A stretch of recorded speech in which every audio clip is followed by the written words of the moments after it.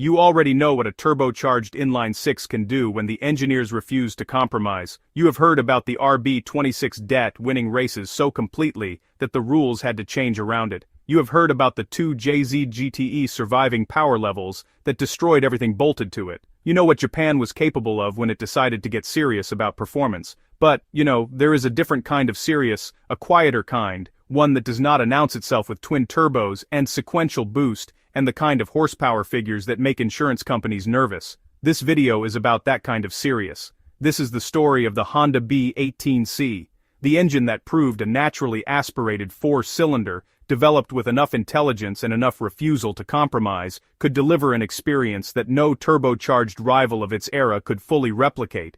And, 30 years later, nobody has proven otherwise. There is a number that Honda engineers were obsessed with in the early 1990s, not horsepower, not torque, not 0 to 60, the number was 100. 100 horsepower per liter naturally aspirated from a street-legal engine that regular people could buy, maintain, and drive every single day. Nobody had done it in a production car. Not Ferrari, not Porsche, not any of the manufacturers who had spent decades telling the world that naturally aspirated four cylinders had a ceiling.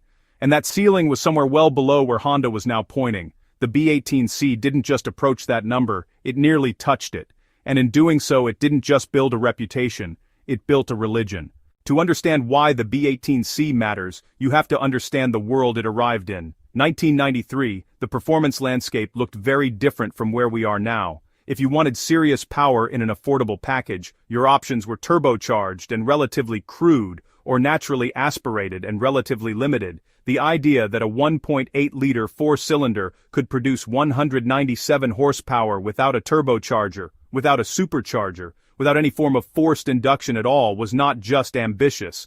It was the kind of claim that made other manufacturers reach for their own dyno sheets and start looking for the trick. There was no trick, there was just Honda, and Honda had been building toward this moment for years. The lineage matters here. The B18C did not appear from nowhere. It was the culmination of an engineering philosophy that Honda had been developing since the mid-1980s. A philosophy built on one central belief that the path to performance was not more displacement, not more boost, but more understanding of what was actually happening inside a combustion chamber at high revs.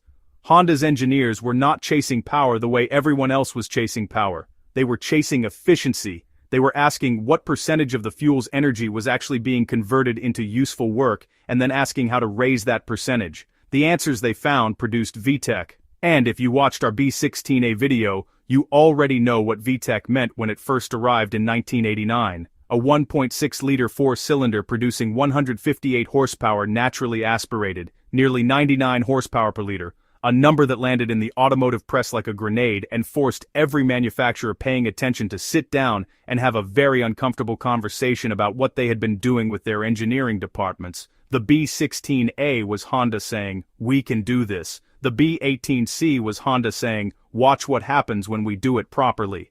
The architecture of the B18C started with the block, 1.8 liters of displacement, which sounds modest until you understand what Honda was planning to extract from it. The weight reduction program was equally serious. Honda removed the spare tire and replaced it with an inflation kit. They deleted the rear wiper. They used thinner glass in certain areas. Every decision was measured against the same question: does this add anything that a driver on a circuit actually needs?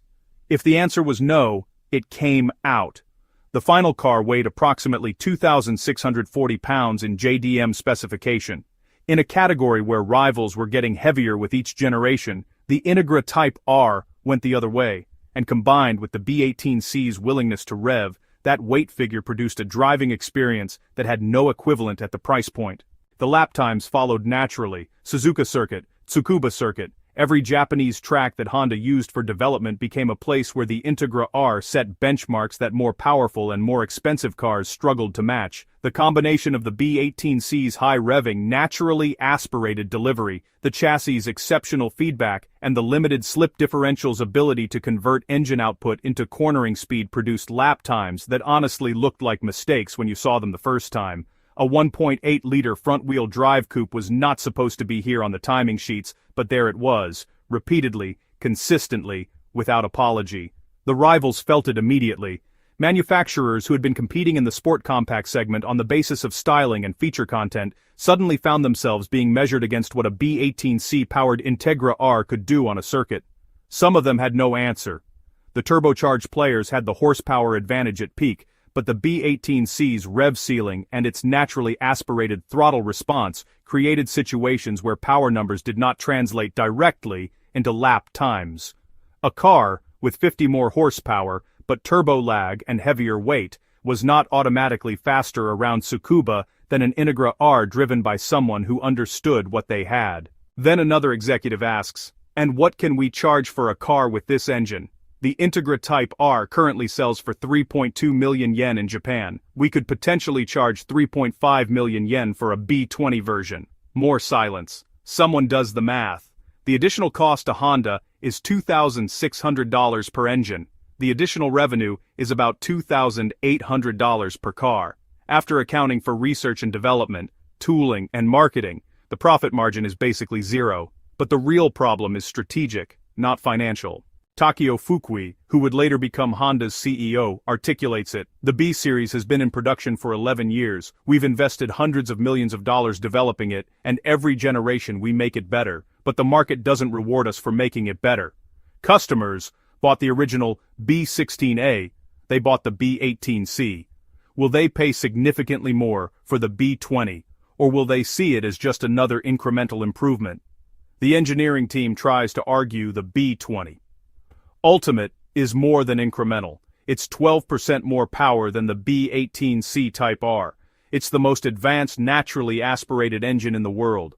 But Fukui counters with brutal logic. 12% more power that costs 60% more to produce. That's not a business, that's a hobby. He turns to the broader issue. The B-Series has reached the point of diminishing returns. Every improvement costs more than the last. Every generation delivers less incremental value to customers. We're optimizing a platform that's fundamentally limited by its architecture. "What are you suggesting?" someone asks. "That we start over? Clean sheet design. Incorporate everything we've learned from the B-Series, but without its constraints. Build an engine for the future, not an evolution of the past. The decision is made. The B20 Ultimate is cancelled. The B-Series will continue in current form until a replacement is ready, but no more major development, no more evolution. The B-Series at the peak of its capability is frozen in time."